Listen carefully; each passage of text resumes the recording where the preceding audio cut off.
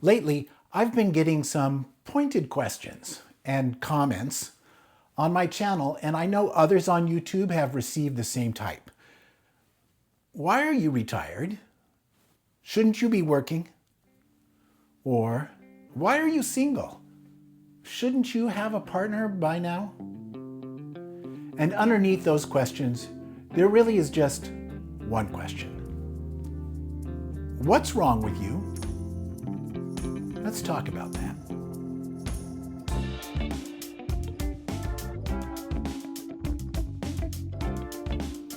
Hi, my name is John. I'm 61 and a recently retired teacher and a single gay dad. I'm also an introvert.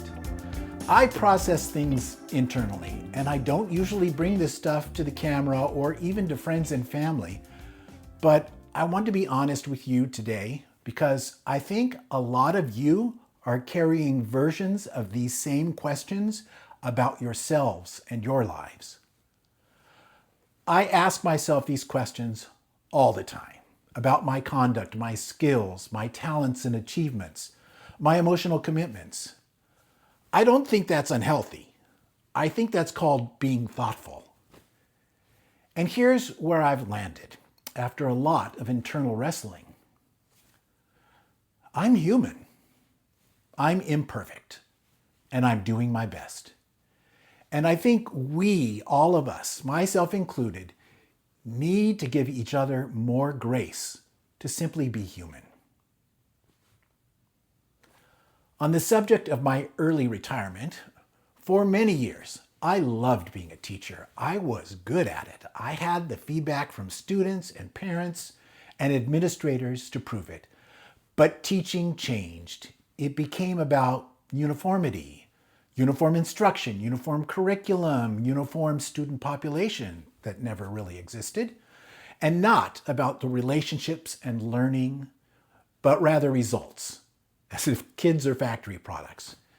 And the support I needed from administration, especially when there was conflict, when a child's behavior escalated and when parents came at me, that support that I used to get disappeared.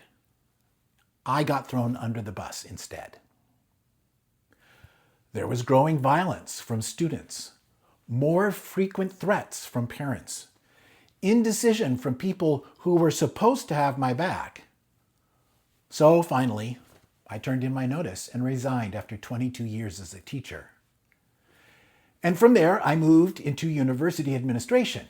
I became a graduate student advisor, guiding students through years of paperwork and requirements and regulations all the way to their doctorate. And for a while, that was great. But over the 3 years at the university, the role kept shifting under me. It had started as a remote position, and then that changed, and the number of students expanded, and then my supervisor changed, and my job description changed, and there was seemingly a constant restructuring.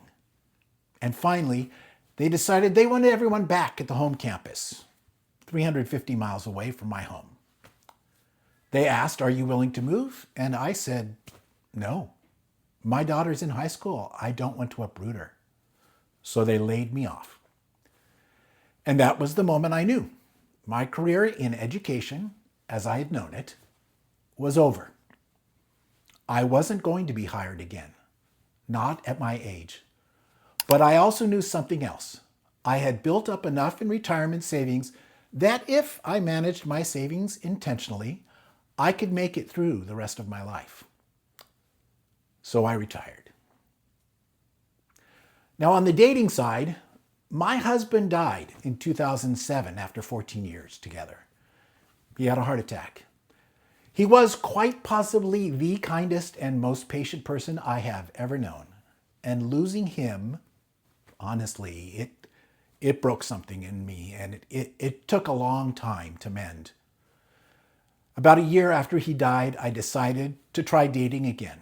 But at the same time, I made another decision that I wanted to become a father through adoption. And that wasn't something my husband had wanted, so it was new territory and just for me. So I pursued both at once, fatherhood and dating. And I kind of succeeded at both to a point. I did adopt my daughter, and I dated. And I had some relationships that lasted 9, even 12 months. But every time conflict or insecurity came up, every time a guy needed more attention from me or more availability or more commitment, it was more than I had to give, and I pulled back because my daughter came first every single time. And eventually, just recently in fact, I stopped trying to split myself in two and I stopped dating. So let me answer those two questions from the beginning, because I owe you the truth and not just a defense. Why am I retired? Because I was laid off, and I'm not likely to be hired again. That's not giving up. That's reading the room. And frankly, I don't have to keep working. Now, why am I single? Because my husband of 14 years died, and I have not fully recovered from that loss. I don't know that I ever will. And on top of that grief, I took on the obligations of being a single parent. So the honest truth is, I haven't been fully available for another emotional commitment. And I'll say this plainly, I haven't met anyone since who was as emotionally mature and as kind and as secure as my husband was. So I remain single. By circumstance, and yes, by choice. And that's okay. Here's what gets at me. As a society, we have this strange habit. We want the value that wisdom and experience bring in careers and in relationships. And at the same time, we don't want those people. Too expensive, too much emotional work required. Damned if you do, damned if you don't.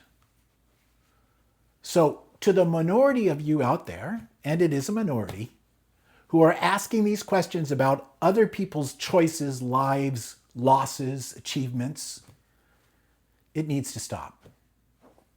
We all need to adopt an attitude of grace and acceptance toward our fellow human beings. Here's what I want you to walk away with today. Our value as human beings is not based on our job title or income or employment status. And it's not based on whether we managed to keep a marriage or partnership going for decades, or if we lost it, replaced it with another. We are worth more than our resumes and marriage certificates. Thank you for your time and your attention. If you got something out of this, please feel free to like and subscribe. I hope you have a good week, and I hope to see you again.